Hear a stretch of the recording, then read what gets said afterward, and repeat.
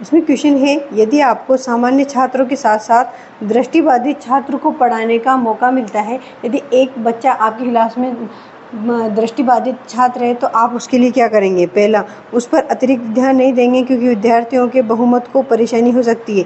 ऐसा आपको बिल्कुल नहीं करना। आपकी पूरी क्लास के बच्चों को आपको ध्यान रखना है, सबको अच्छे से पढ़ाना है, सबके लिए आपकी समानता होना चाहिए।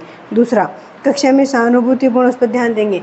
बच्चे को सिर्फ सहानुभूति रखने से उसका पढ़ाई में कोई मुख्य रुचि नहीं बन पाएगी, नए और बच्चों की उसके प्रति रुचि बन पाएगी। तीसरा, आप सोचेंगे कि उसके भाग्य में अंधा बने अतः आप कुछ नहीं करेंगे। आप भाग्य के भरोसे बच्चों को नहीं छोड़ सकते। चौथा ऑप्शन, आप उसे आगे की पंक्ति में बिठाएंगे। ये सबसे अच्छा ऑप्शन है। आप उसके लिए सुविधा करेंगे कि उसे आगे की पंक्ति में बिठाएं ताकि आपकी उस पर नज़र भी रह सके और उसे आपकी बातें आसपास से रहकर समझ में आ सके। दूसरी, सुविधाजनक गति से पढ़ाएंगे।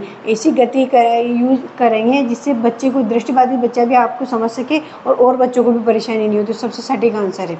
इसके अलावा दूसरा है, कमजोर नेतृत्व का क्या परिणाम है? संगठन में विद्रोह, संगठन में नई शक्ति का उदय, कोई प्रभाव नहीं है, संगठन का टूटना।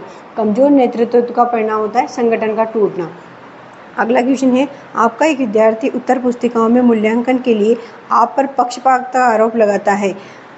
टीचर के सामने कई प्रॉब्लम फेस होती है। टीचर एक प्रभावी व्यक्तित्व लेकर जाता है क्लास में कि उसके अपने बच्चों की हर एक परेशानी को देखना है, सुलझाना है, तभी उसकी क्लास सक्रिय रूप से काम करेगी, उसके बच्चे पढ़ाई में रुचि लेंगे और वो अच्छा। अगला क्वेश्चन है, छात्रों में शैक्षणिक प्रदर्शन में सुधार किया जा सकता है यदि माता पिता को प्रोत्साहित किया जाए। आप अपने बच्चों में शैक्षणिक प्रदर्शन अच्छा करना चाहते हैं कि बच्चे पढ़ने में अच्छे रहें, उनकी फिजिकली एक्टिविटियाँ अच्छी रहें, तो उसके लिए उनके माता पिता को किस बात के लिए प्रोत्साहित करेंगे? अपने बच्चों के काम का पर्यवेक्षण करें। यदि बच्चों के काम को माता पिता परीक्षण करते हैं तो ये अच्छी बात है। माता पिता को, टीचर को बच्चों का काम का पर्यवेक्षण करना चाहिए, लेकिन इससे बच्चों में शिक्षण में कुछ ज़्यादा सुधार नहीं होगा। इसका अगला है, अतिरिक्त ट्यूशन की व्यवस्था। ट्यूशन को आरटीआई 2009 के अंदर सबसे गलत बताया गया है, क्योंकि सरकारी स्कूलों हो या निजी स्कूलों, आपको स्कूल में बच्चों को अच्छा शिक्षण करवाना है ताकि उनको अलग से ट्यूशन नहीं जाना पड़े। तीसरा, अपने बच्चों को आवश्यक संसाधन उपलब्ध कराएं। संसाधन के लिए आप विद्यार्थियों को, माता पिता को ज़्यादा फोर्स नहीं कर सकते, क्योंकि जितना हो सके आपको विद्यालय में बच्चों को इतने संसाधन उपलब्ध कराने हैं ताकि वो आसानी से पढ़ाई कर सकें। इसके अलावा है, बच्चे की प्रगति के बारे में शिक्षकों से बात, ये सबसे अच्छी बात है। जो पीटीएम की जाती है, पेरेंट टीचर मीटिंग, उसके अंदर यही होता है कि माता पिता अपने बच्चे की जो प्रगति है उसके बारे में शिक्षकों से बात करते हैं कि किस प्रकार से उसको बढ़ाया जा सकता है, कैसे बच्चे अगर पिछड़ रहे हैं तो क्यों पिछड़ रहे हैं, उनके कारणों को जाना जा सकता है। तो ये सबसे बेस्ट ऑप्शन है। शिक्षण सुधार करें तो माता पिता का बच्चों की प्रगति के बारे में शिक्षकों से बात करना। अगला क्वेश्चन है, यदि आपकी क्लास में विद्यार्थी एब्सेंट है तो आपको क्या करना है? उनको दंड देना है। दंड तो बिल्कुल आपको देना नहीं है विद्यार्थियों को। दूसरा, उनको क्लास से अलग कर देना है। यदि आप क्लास से अलग कर देते हैं और बच्चे को गलत परिवेश में फंस जाते हैं तो उनको और ज़्यादा पोषण मिलने लगता है। तीसरा है, कारण का पता करना है। ये सबसे सही आंसर है। आपको कारण का पता करना है कि बच्चा क्यों एब्सेंट है, फिर उसे अपने व्यक्तिगत तौर पर दूर करने की कोशिश करना है। यदि कोशिश नहीं होता, अपने साथी शिक्षकों और अपने प्रधानाध्यापक से उसके बारे में सलाह मशवरा करना है कि बच्चे की कोई परिवार की कंडीशन कुछ ख़राब है या बच्चा कोई गलत क्षेत्र में जा रहा है, बच्चे की जो भी समस्या है उसको सुलझाने का पूरा कोशिश करना है। क्वेश्चन था, एक शिक्षक को पाठ्य योजना का निर्माण क्यों करना चाहिए? हमें पता होना चाहिए पाठ्य योजना इसी तरीके से योजित किया जाता है। किसी पाठ को पढ़ाने से पहले उसके पहले पढ़ाए पाठ या उसके फर्स्ट पार्ट है, यदि किसी क्लास को स्टार्ट किया है तो पहले की क्लास से संबंधित, पूर्व अनुमान से संबंधित जो क्वेश्चन होते हैं वो पूछे जाते हैं, ताकि बच्चों का यदि किसी चीज़ से संबंध बना रहता है, उसने पहले पढ़ा, उसको कनेक्ट करके दूसरा पढ़ाएंगे तो उनको ईजी समझ में आता है। तो ये पाठ्य योजना पढ़ाई जाती है, ये क्रम से कार्य करने के लिए बनाई जाती है, ताकि आपको पता हो कि आपने कितने पाठ पढ़ा दिए, कितने और पढ़ाने। यदि आप किसी चीज़ को प्लानिंग के साथ करते हैं तो वो चीज़ जल्दी ही सफल होती है और सक्सेस रहती है। तो पाठ्य योजना बनाकर क्रम से कार्य किया जा सकता है। यदि हम देखें तो सिलेबस जब बनाया जाता है तो सबसे पहले उसमें बनाई जाती है वार्षिक योजना कि एक वर्ष के कितने दिनों में इन शिक्षण कार्य को करवाना है, कितने उसके छुट्टियों के दिन रहेंगे। उसके बाद बनाई जाती है इकाई योजना, जो कि बुक्स में देखी होगी आपने, कुछ पाठों को मिलाकर इकाई योजना बनी होती है। उन इकाई योजनाओं के हिसाब से एक इकाई को पूर्ण करने पर बच्चों के छोटे क्लास स्तर पर टेस्ट लिए जाते हैं, ताकि उनको अपना उनको अपनी जांचने का पता चल जाए कि कितने स्तर तक उन्होंने अधिगम किया है। इसी प्रकार से नेक्स्ट क्वेश्चन देखिए, शिक्षण के लिए गतिशील दृष्टिकोण का अर्थ है शिक्षक सशक्त व प्रभावी होना चाहिए। जरूरी नहीं कि शिक्षक सशक्त हो, गतिशील दृष्टिकोण का अर्थ है कि शिक्षक सशक्त और प्रभावी होना चाहिए। दूसरा, शिक्षक ऊर्जावान और गतिशील होना चाहिए। शिक्षक के विषय में स्थिर होना चाहिए। छात्रों को गतिविधियों के माध्यम से सीखने की आवश्यकता होनी चाहिए। शिक्षण को यदि आपको गतिशील बनाना है तो उसके लिए चाहिए कि आपको छात्रों को गतिविधियों के माध्यम से सीखने की आवश्यकता होनी चाहिए। आप गतिविधियों के माध्यम से विद्यार्थियों को सिखाएंगे तो जल्दी सीख पाते हैं। अगर हम बोर्ड पे सब कुछ चीज़ें समझा जाते हैं तो बच्चे को समझ में नहीं आती, पर वो करके सीखता है, खुद करता है, उसके सामने कोई करके दिखाता है तो उस चीज़ को वो जल्दी समझ पाता है। यदि हम बच्चे को बुक में पढ़ाने की अपेक्षा मॉडल से पढ़ाएं तो जल्दी पढ़ता है। यदि मॉडल की अपेक्षा भी अगर हम उसे किसी में ऐसी चीज़ में दिखाएं, यदि उसे हम प्रोजेक्टर से पढ़ाएं तो और जल्दी समझ में आता है। तो ये बहुत सी चीज़ें हैं जो कि सीखने में उसको एक आवश्यक चीज़ें दे। तो छात्रों की गतिविधियाँ जरूरी होती है किसी भी शिक्षण के लिए। यदि छात्र एक्टिव है तो आराम से वो सीख सकता है। अगला क्वेश्चन है इसमें विद्यालय में पर्यावरण विषय पढ़ाया जाता है। हर एक विषय का अपना महत्व होता है। विद्यालय में गणित पढ़ाई जाती है ताकि बच्चे की जो प्राथमिक विद्यालय में गणित पढ़ाई जाती है ताकि बच्चे को जो गणना वगैरह है वो आसानी से कर सके। विज्ञान पढ़ाया जाता है ताकि विज्ञान से पहले प्राथमिक कक्षाओं में उसको इन्वायरमेंट पढ़ाया जाता है जिसमें विज्ञान और सामाजिक विज्ञान दोनों साथ में होते हैं। विज्ञान उसको इसलिए पाठ होता है उसका ताकि वो स्वास्थ्य के बारे में जागरूक रहे, समाज के बारे में जागरूक रहे, और सामाजिक अध्ययन पढ़ाया जाता है ताकि वो अच्छी सामाजिक क्रियाएं कर सके, संस्कृति का पोषण कर सके। तो पर्यावरण को पढ़ाने का मुख्य उद्देश्य है, ये जीवन का महत्वपूर्ण अंग है। हर एक जीव पर्यावरण का भाग है, तो उनको पर्यावरण को समझाने के लिए पर्यावरण अध्ययन करवाया जाता है ताकि वो पौधों का, जंतुओं का, सबका महत्व समझ सकते हैं। इसके अलावा अगला क्वेश्चन है, एक अध्यापक के रूप में यदि आप प्राथमिकता देंगे, आप किस चीज़ को प्राथमिकता देंगे? सिर्फ अध्यापक का यही काम नहीं होता है कि वो क्लास में जाए, पढ़ा के वापस आ जाए। अध्यापक का कार्य है कि वो बच्चों पर ध्यान दे कि बच्चों का स्तर कितना है, उनको किस स्तर से समझाना है, उनमें किस प्रकार की सोचने की क्षमता विकसित करनी है। तो इसका सबसे अच्छा ऑप्शन है बच्चों में आलोचनात्मक और वैज्ञानिक चिंतन विकसित करना। आपको बच्चों में इस तरीके का चिंतन विकसित करना होता है कि बच्चा खुद समझ पाता है कि कौन सा काम गलत है, कौन सा सही है। उसको फीडबैक दिया जाता है, उसको पॉजिटिव फीडबैक मिलता है तो वो उसी काम को रेगुलर करता है। यदि उसे नकारात्मक फीडबैक मिलता है, उसे मना करते हैं, तो वो उस काम को दोबारा नहीं करता है। उसमें वैज्ञानिक सोच होती है तो किसी काम को क्रम से करता है तो वो आसानी से उसको समझ में आती है और वो उसमें एक्टिव रह पाता है। इसके अलावा नेक्स्ट क्वेश्चन है, अभिवृत्ति से क्या मतलब है? किसी व्यक्ति की अभिवृत्ति एक तरीके से आदत होती है कि व्यक्ति किस चीज़ को स्वीकार करता है, किस चीज़ को अस्वीकार करता है, तो उसकी अभिवृत्ति बनना है। जैसे हम टीचिंग एप्टीट्यूड पढ़ रहे हैं, शिक्षण की कुछ अभिवृत्तियाँ हैं कि शिक्षक को इस प्रकार का अपना शिक्षण प्रभावी बनाना होता है कि बच्चों के लिए ईजी रहे, अच्छा रहे, वो अच्छे सामाजिक नागरिक बने, वो राष्ट्र की नवीन पीढ़ियाँ हैं तो वो अच्छी जागरूक बने, वो क्रमबद्ध तरीके से सोचें, वैज्ञानिक चिंतन रखें, आलोचनात्मक चिंतन रखें। तो इस प्रकार से एप्टीट्यूड से मतलब है किसी वस्तु को स्वीकार करना और अस्वीकार करना। अगला क्वेश्चन है, कक्षा में प्रभावी अनुशासन के लिए आपको क्या करना है? प्रभावी अनुशासन टीचर बच्चों को डांट कर भी कर सकता है पर वो नकारात्मक है, उससे बच्चे डर जाएंगे, वो कभी आपसे बात नहीं करेंगे। दूसरा है कि आप उस क्लास को छोड़ के चले जाएं, उससे बच्चे पीछे से बहुत आवाज़ करने लगेंगे, पूरा अनुशासन भंग हो जाएगा। तो सबसे अच्छा तरीका है प्रभावी अनुशासन का कि छात्रों को कुछ ऐसे क्वेश्चन दिए जाते हैं, कुछ ऐसी प्रॉब्लम दी जाती है कि वो उनका हल निकालने में बिजी हो जाते हैं, कुछ ऐसे गेम दिए जाते हैं जिससे वो पढ़ाई के साथ साथ उन कार्यों को भी कर आसानी से वो अनुशासन में बंधे भी रहते हैं और पढ़ाई से भी जुड़े रह सकते हैं।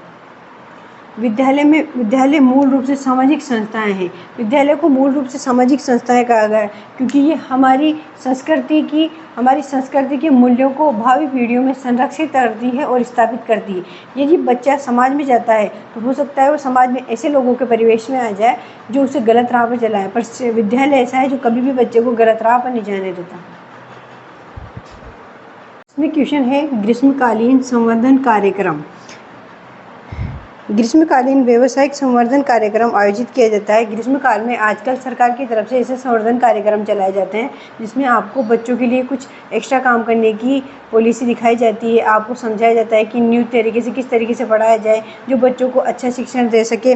तो इसके लिए आपको क्या करना है, कोशिश करेंगे कि परिवार को समय भी दे पाए और व्यावसायिक संवर्धन कार्यक्रम से भी भाग ले सके। ये सबसे अच्छी बात है कि आपका जो ग्रीष्मकाल का समय होता है वो अपने परिवार के लिए आता है, तो आपको कोशिश करना है कि परिवार को भी समय दे पाएँ और संवर्धन कार्यक्रम में भी भाग ले पाएँ। ना कि आप किसी जुगाड़ लगाकर वहाँ संवर्धन कार्यक्रम से भाग जाएं या ग्रीष्मकालीन हेतु पूर्व नियोजन कार्यक्रमों को स्थगित कर दें या अध्यापक संवर्धन कार्यक्रम में जाएंगे किंतु पूर्व समय ना बैठकर जल्दी वापस आ जाएंगे। सब गलत है। आपको परिवार को भी समय देना है और कुछ समय संवर्धन कार्यक्रम के लिए भी निकालना है। अगला क्वेश्चन है, वाक्यांश मित्र दार्शनिक मार्गदर्शक द्वारा शिक्षक का महिमा मंडन किया गया है क्यों? ये शब्द टीचर के लिए क्यों दिए गए हैं कि वो विद्यार्थियों का मित्र भी है, दार्शनिक भी है, मार्गदर्शक भी। वो मित्र रहेगा तभी विद्यार्थी उसे अपनी परेशानियां बताएंगे। वो दार्शनिक रहेगा तो उनके फ्यूचर का पता रहेगा कि ये बच्चे आगे होकर क्या कर सकते हैं, इनको मुझे किस तरीके से अच्छी राह में रखना है। वो मार्गदर्शक रहेगा तो उनकी परेशानियों को सोल्व कर सकते हैं। ये शब्द क्यों दिए गए हैं इस व्याख्यान में? क्योंकि शिक्षक को समाज में सभी भूमिकाएं निभानी होती है। शिक्षक ऐसा है जो राष्ट्र की नवीन पीढ़ी को एक नैतिक विकास, सामाजिक विकास, सांस्कृतिक विकास करता है। तो उसके लिए समाज ने उसको कई महामहिम उपाधियां दी है कि वो मित्र भी है, दार्शनिक भी और मार्गदर्शक भी। इसके अलावा अगला क्वेश्चन है, समाज में नैतिकता के पतन का क्या कारण है? समाज में यदि नैतिकता का पतन होता है तो उसका मुख्य कारण है अच्छे शिक्षकों का अभाव। यदि शिक्षक अच्छे होते हैं तो वो बच्चों में नैतिकता, सामाजिकता के व्यवस्थित गुणों को विकसित करते हैं जो बच्चों अच्छी भावी पीढ़ी को बढ़ाते हैं। जबकि यदि अच्छे शिक्षकों का अभाव होगा तो बच्चों में नैतिकता का पतन होगा। इसी प्रकार इसमें अगला क्वेश्चन है, विद्यालय में पुस्तकालय का क्या महत्व है? तो विद्यालय में पुस्तकालय ऐसी व्यवस्था है जो शिक्षक की अनुपस्थिति में बच्चों को स्व अध्ययन की आदत डालती है। बच्चा खुद से पढ़ना सीख जाता है, उसकी ये आदत उसको आगे की तरफ लेके जाती है। इसके अलावा क्वेश्चन है, विद्यालय में एनसीसी कैंप क्यों करवाए जाते हैं? मनोरंजन के लिए, सामाजिक कल्याण के लिए, शारीरिक विकास के लिए या नैतिक प्रशिक्षण के लिए? तो एनसीसी का कैंप होता है नैतिक प्रशिक्षण के लिए। इसके अलावा अगला क्वेश्चन है, अध्यापक कार्यक्षमता को बढ़ाया जा सकता है परीक्षाफल के अनुसार पदोन्नति देकर? ये पॉसिबल नहीं है कि हर बार आपकी एग्ज़ाम का रिजल्ट अच्छा है और आपको पदोन्नति दी जाए। उसके बाद कठोर प्रशासन द्वारा, ये तो बिल्कुल सही नहीं है। यदि कोई टीचर अच्छा काम कर रहा है आप फिर भी उसके साथ कठोर प्रशासन करते हैं तो वो अच्छा काम नहीं करता। हर इंसान की आदत होती है कि उसको पॉजिटिव या नेगेटिव फीडबैक उसके काम को आगे बढ़ाने को डिपेंड करता है। अगर किसी को नेगेटिव फीडबैक मिलता है तो वो इंसान उस काम को वहीं रोक देता है। यदि उससे पॉजिटिव फीडबैक मिलता है तो उसको काम को लगातार बढ़ाने की कोशिश करता है। तो आपको चाहिए कि उसके कार्यों की सराहना करें और उसे आगे बढ़ने के लिए प्रेरित करें।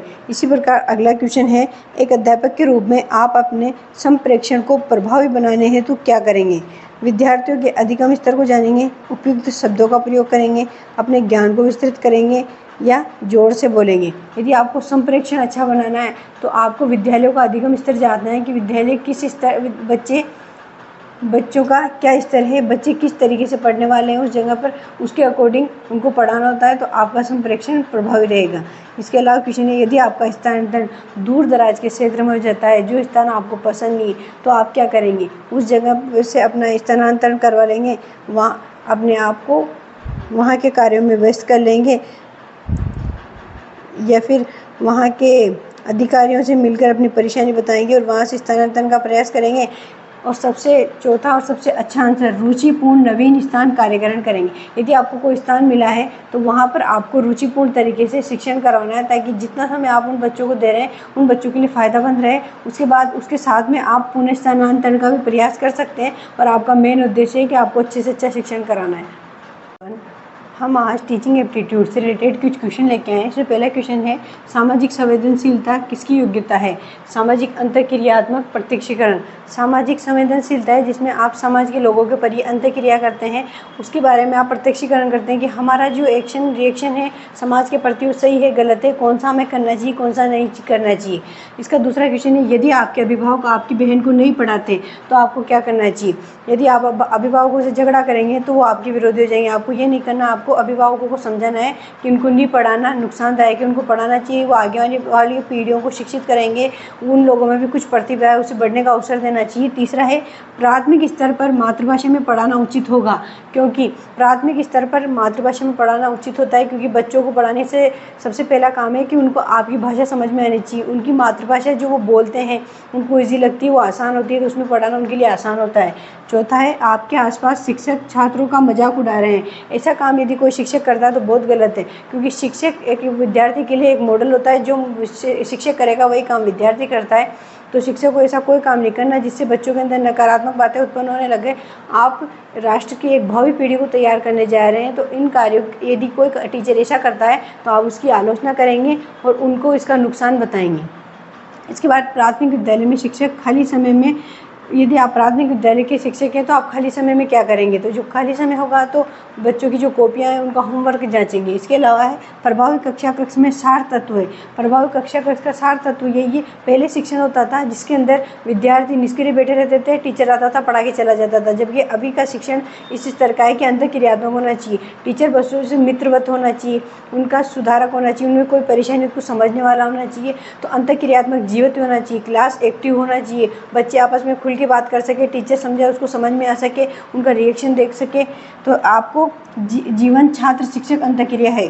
शिक्षक ब्लैक बोर्ड की कौन सी विधि सही है? यदि आप ब्लैक बोर्ड पे काम कर रहे हैं तो सबसे इम्पोर्टेंट बात है कि आपको जो उसके इम्पोर्टेंट टॉपिक हैं उनको लिखना है, उनको समझाना है, फिर क्लास स्टार्ट करनी है। Thank you.